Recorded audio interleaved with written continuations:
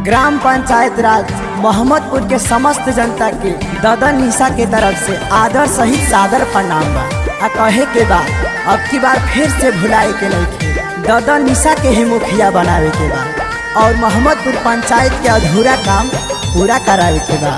तो याद रखे के बा भुलाए के नहीं खे ददन निशा के नाम।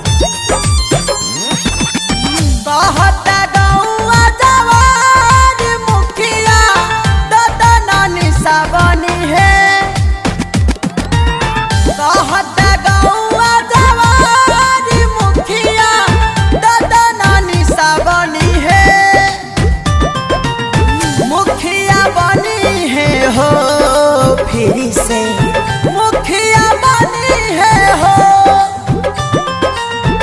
यह बार सच्चा उम्मीदवार मुखिया ददन निशा बनी है।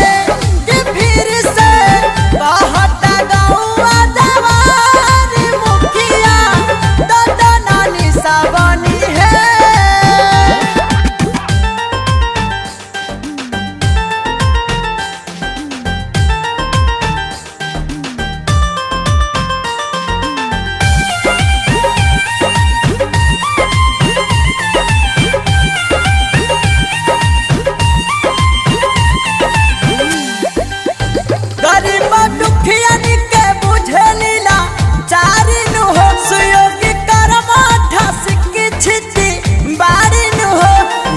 रखी हो तू न कर नाम भैया हाथ जोड़ी आइली राउरा तू वारिन हो।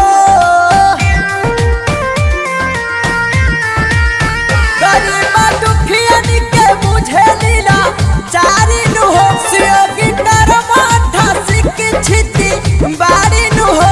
याद रखी हो तू न कर नाम भैया हाथ जोड़ी आइली राउरा मुखिया बनी है हो ददन निशा मुखिया बनी है हो। यह बसभा के विचार मुखिया ददन निशा बनी है। फिर से कहता गौवा जवान मुखिया ददन निशा बनी है।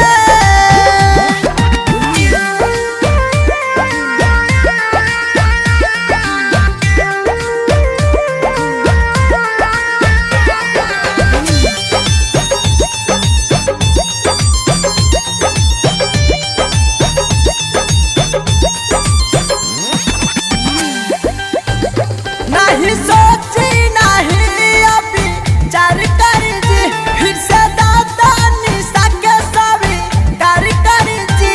एगो बड़हन क दियो पतारी चाचा जी मुबारक हुसन